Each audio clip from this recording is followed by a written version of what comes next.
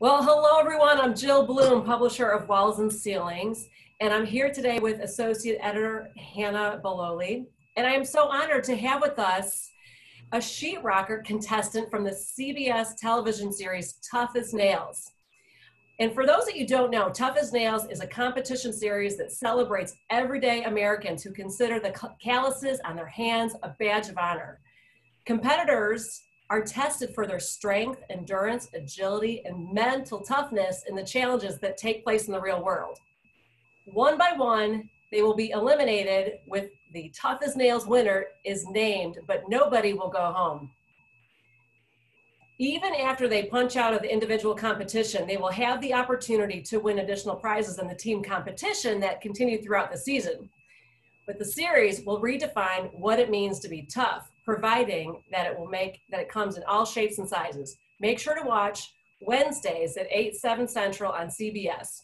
So Danny Moody is the third generation sheetrocker with Moody and Sons out of Spokane, Washington. And Danny, we're so glad to have you here. Hey, I'm happy to be here.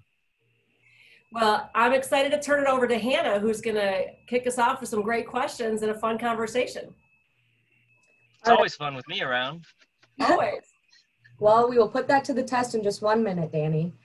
So as Jill said, I am the Associate Editor, Hannah Bololi, and we are very excited to have Danny here with us today. So starting off, Danny, just tell us a little bit about yourself. Where do you come from? Who are you? What do you do? And how did you land a spot on this show? So I'm from Spokane, Washington. I am a third-generation drywaller, and I started drywalling. I spotted my first screw when I was 6 years old. I have a son who is 6 years old who spotted his first screw, so it just seems to be going the same way I grew up. I've been drywalling my whole life, graduated high school, and just moved into the family business. And I married my high school sweetheart, and we have 4 children. And being a dad, even though I like my job, being a dad is the best job in the world. Yeah, definitely, definitely. So tell us about the feeling that you had when you were chosen for Tough as Nails. I couldn't stop smiling. So I found out about it on Instagram. A friend of mine, she's a drywaller in Montana, and the casting producer reached out to her, and she's like, well, national television isn't my thing. Hey, Danny, maybe this is your thing. So I applied. I went to the open casting in Vegas. They accepted me. I moved forward into the later rounds of casting, and I ended up getting picked. I couldn't believe it. It was awesome. Very cool. So what does it mean to you personally to be a third generation drywaller? Well, the Moody name is well known in Spokane because my grandpa moved here when my dad was a teenager and started doing drywall here. And I've met people that I've never known, but they're all like, oh, Moody, oh, you guys are great at drywall. You guys get it done fast and it looks good. So I definitely have a reputation to protect. So got to keep that going. But that's a lot of pressure at times. Make sure you're living up to your grandpa and your dad's standards, huh? Oh, man. Such a big shadow. Oh, yeah. So why don't you share some of your thoughts on the industry and then tell us some of the things that you really love about drywalling, because you do love your job, as you said. What do you mean thoughts on the industry? So the thoughts on the drywall industry in general, like how important is it? How vital is it? What are some changes that you've seen that has been happening these days? Well, I mean, without drywall, you don't have interior walls. They had the old system of Latin plaster, and that is just not efficient at all. So drywall is definitely more efficient. It goes a lot quicker because Latin plaster were little slits, and then they fill over it. Now we got 4x12 sheets of drywall, so it goes a little bit quicker. And depending on how you want to get on your design, you can have step toes, waterfalls. So, I mean, definitely a cool trade to be in. It's more of an art, and people say I'm an artist. I don't feel like one, but at the end of the product, if you see my work, I did it wrong. Yeah, so what would you say that your favorite thing about being a drywaller is? Is there a certain thing about the process that you're like, oh, I love when I get to do that, or I love how this looks when it's finished? I'm one of the weird people that enjoy the whole process all the way through. I love hanging sheetrock because I don't work out. I spend my spare time with the family. So I go to work, I lift sheets. They range from 80 to 120 pounds, give or take, depending on the size. And so I get a nice workout, and then taping it, finishing it, working with the mud, making it do what you want it to do. I mean, I guess I am an artist. Again, I don't feel like one, but when you get the mud to lay down flat and everything's smooth at the end, it feels good to see the finished product. Mm-hmm. Clearly you're in between jobs. Look at your hands. I can see the drywall. I can see the mud. Yep. Do you Yep. do you have a favorite tool or a product that you use, Danny? Yes. So when taping, before you start finishing and coating out the walls, you have to string tape to fill the cracks and all that, the joints, the seams, the angles. And it's called, I've always called it a bazooka. Other people call it automatic taper. The one I have is called the Predator, and it's a long tube. It holds mud and then strings the tape and puts the mud underneath the tape simultaneously, and it has a cutter, so you just you run with it. Not even joking. You can run and string out a house. It's the best, most efficient tool. Like, how big was that house? It was like 1,700 square feet. I had it all the tape strung out in an hour a couple days ago. So it's definitely, it's a time saver, money maker. It pays for itself. It's pretty expensive, but it definitely pays for itself. Yeah, sounds like it could be a fun toy too. Oh, definitely.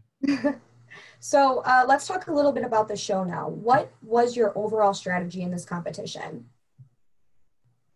Efficiency, because I don't know if you guys watched last night's show, but I was talking about one mistake will cost you dearly. And so if you can be efficient, hopefully make no mistakes, hopefully it can take you far.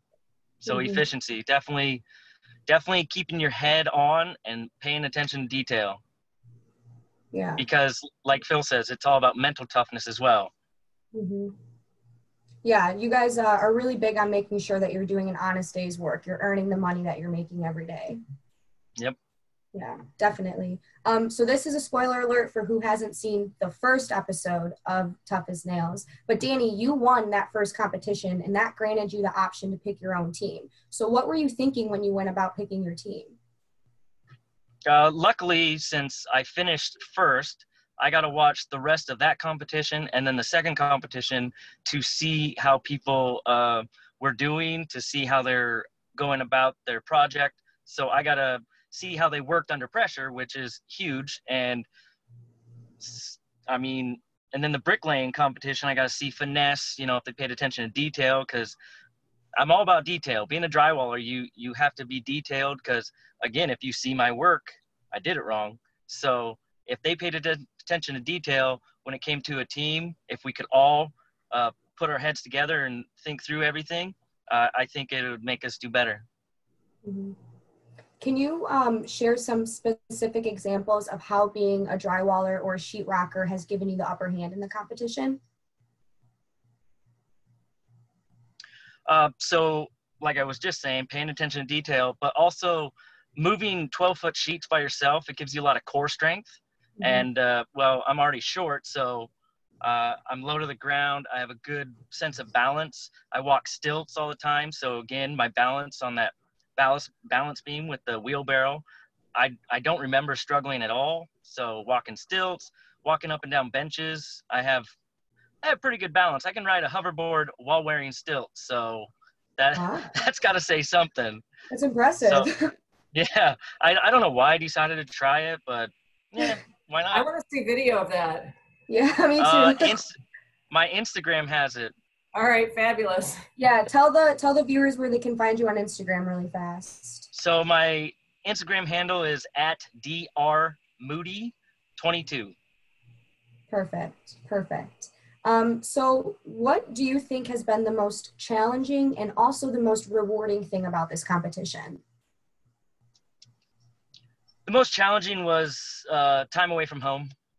I miss my family dearly. So, you know, that was tough, but it was definitely worth it because I got to meet some amazing people. I mean, the cast was amazing, but not only the cast, but the people behind the scenes. Like, you watch reality TV, you're like, okay, that doesn't take a lot of people or a lot of work, but they are constantly working. There's a ton of people behind the scenes making everything flow. So definitely rewarding to be on a set to see how it all worked. And I will never watch reality TV the same again. Yeah, that's funny. So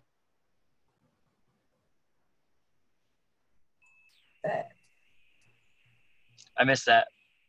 yeah, you bleeped out. Must have cut out that working from home life. With the $200,000, if you were to get it, what would you do with it? Where would it go? I think I would pay off my debts, because if I don't have to go to work or work as hard, I can stay and be with the family more. So it definitely would free up some time space that I would like to get to be with the 4 kids and the wife at home. Yeah. So speaking of your family, you talked on the first episode about how drywalling has given you biceps, but being a dad has given you a gut. Now, I think I know the answer to this question, but which of those 2 accomplishments are you most proud of? Probably the one that really isn't the accomplishment. It just happened because, you know, you use your spare time to, I mean, 4 kids and 2 parents, when you're outnumbered, it definitely takes up a lot of time. So no time to go to the gym or to go run or do all that extracurricular after work. So, but definitely proud of the dad bod. Yeah, I guess it just shows that if anything, you spend a lot of time with your kids and not at the gym or anything like that. Exactly. So we're nearing the end too. We just have a couple more questions. So is there anything specific that you hope that this show will accomplish other than helping contractors and drywallers? But do you think that there needs to be more attention on the maybe?